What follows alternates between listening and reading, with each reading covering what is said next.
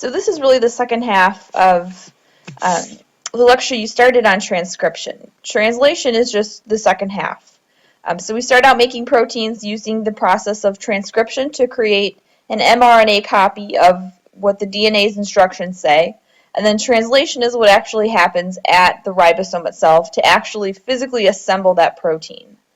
So by the end of this PowerPoint, you should be able to summarize translation, see how translation and transcription are related to each other, and explain the relationship between genes and proteins. So let me make this full screen.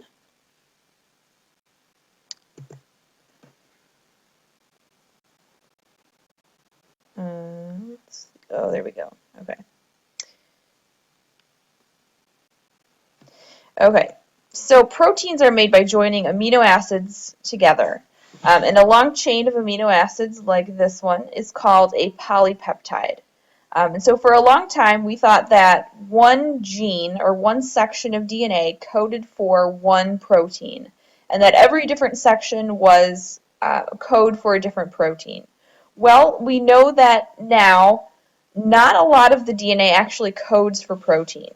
Some of it is what we call junk DNA, and we really call it junk DNA just because we don't know what it does. There's also a lot of sections of DNA that are regulatory, meaning it tells genes when to turn on and turn off. We've also revised this one gene, one protein idea because one strand of mRNA can get sort of edited, if you will, to create different types of proteins. So we now know that it's not as simple as one gene, one protein. mRNA instructions are sometimes called the genetic code because the bases code for specific proteins. And like I said, they could code for multiple proteins depending on mRNA, and we're not going to talk about this in too much detail, but mRNA gets edited after transcription happens. And so that one piece of mRNA could actually code for different proteins. So the way that the genetic code is read is in groups of threes called codons. So this mRNA is going to go out to the ribosome. It's going to carry the genetic code, and that code is going to get translated into a polypeptide chain. And the way that the ribosome knows how to read is it just reads in three-letter words, kind of like you did maybe in kindergarten. So the codons, we start off here up at the top, and the first group of three is a codon. The second group of three is a codon. And every protein begins with a start codon. The start codon you'll just kind of get to know after practicing this for a while. The start codon is AUG. All mRNA strands have to start with AUG. That's how the protein knows, or the ribosome knows this is where we get started. And so each codon stands for one amino acid. So here's an example that we're going to go through, and you can ignore those words in the middle of the page. I guess the animation didn't set up correctly, but in any case, so we've got a short little strand of DNA right here, ATA, GTA, CCA. And so the first thing that we want to do to figure out the sequence of amino acids from this section of DNA is we want to write in the mRNA code. So we're going to go through and look at what complementary mRNA base is going to bind to this DNA code. So U binds to A binds to T, U binds to A, and so on. And so we come up with our genetic code. And in this example, maybe it's not the best. We're not starting at the beginning of a protein in this example, because the beginning of a protein would start with AUG. But just an example, kind of how we go about this. So the next thing that all I did here was copy down the mRNA, but I added in dashes between every three letters so that I could clearly see where individual codons are. Because I think with one long strand like this, it's easy to lose your place and either skip a letter or double up on letters. And so all I did was copy it over, but use these little dashes to separate the different codons.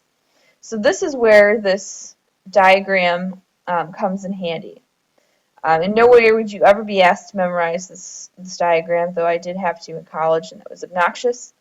Can't say I remember it, though. So a lot of good that did me.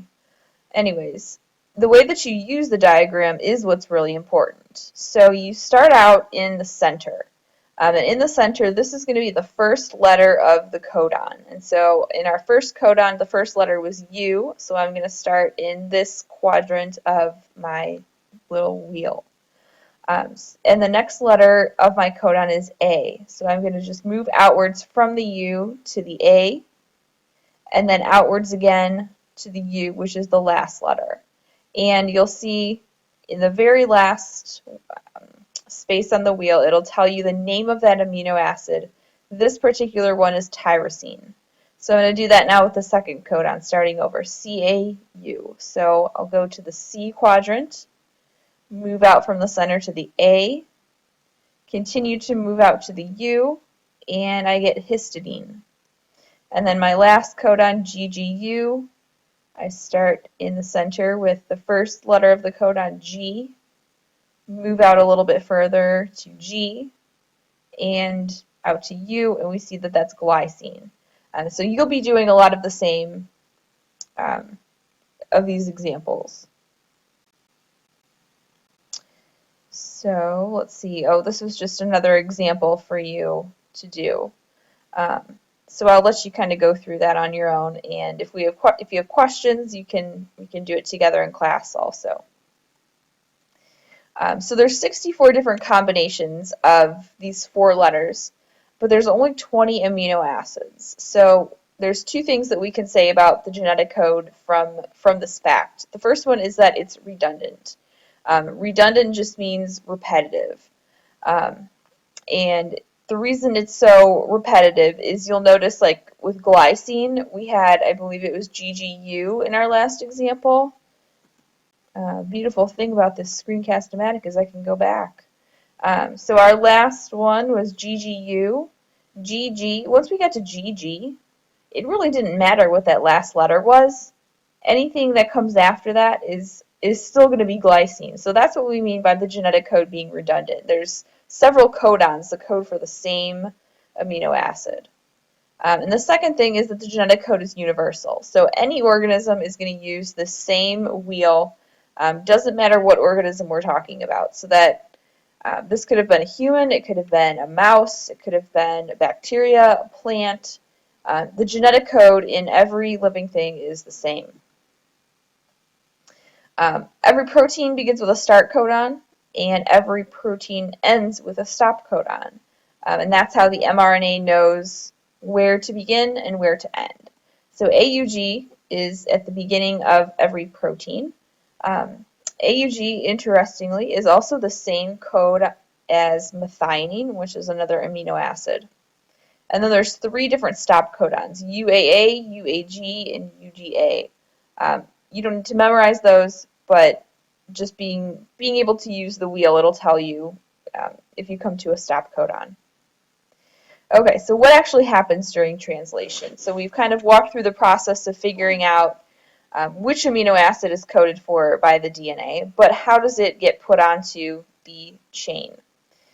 So the mRNA, we know, comes out of the nucleus, and that mRNA was made during the process of transcription, and decoding this mRNA message is called translation, where the protein itself is actually getting made. And so this is going to happen at the ribosome. And so what happens, and this picture doesn't show you very well what actually everything looks like, but there's some coming up that do. So you've got the strand of mRNA, and it's read again from the 5' to the 3' direction. And the ribosome is going to find the AUG, or the start codon, and that's where it's going to begin reading. And this mRNA just sort of slides along the ribosome, and every time it slides along to a new group of 3, this tRNA gets recruited. The tRNA has complementary bases on one end, to bind to the mRNA that it's complementary to. And then on the back end, it's got the amino acid attached to it. And so when this tRNA is complementary to the mRNA, it's going to add its amino acid to the end, and then it'll just kind of fall off. So that's what happened to this. That's what's going to happen to this tRNA. So this one will fall off, and then this one's going to come in because it binds. So we've got CGC, and you can see right next to this is GCG. So this is going to be the next one that binds on. So this tRNA is going to sort of fall off, float away, and this one's going to come in and sit in the next codon position and add its amino acid. So this, I think, just kind of goes through what I just said, but I like this picture a lot better because it shows you actually what things look like. So it shows a really large nucleus, and we've made the complementary mRNA strand. The mRNA comes out and sits on the ribosome, and then complementary tRNAs are going to attach itself to codons, and its anticodon is complementary to the mRNA codon, and it adds its amino acid, and then it floats away, and the new tRNA that is complementary to the next codon is going to come in and bind and attach its amino acid. And this is just going to continue until we reach a stop codon. So here I attached diagrams so that you could practice talking through this on your own. And I've also got that same website that I'm going to go back to and show you how it goes through translation. So we've already seen what transcription looks like, and this allows you to pull over the complementary anticodon. So let's see, we've got AUG, that's the start codon, and so I'm looking for UAC. So here we go. It'll attach on. The mRNA slides over, and we move to the next codon, GUA. So I'm looking for CAU. Here it is. So it binds, adds the amino acid, and so once it gets to this third spot, that's where it actually floats away. So UUC, I'm looking for AAG.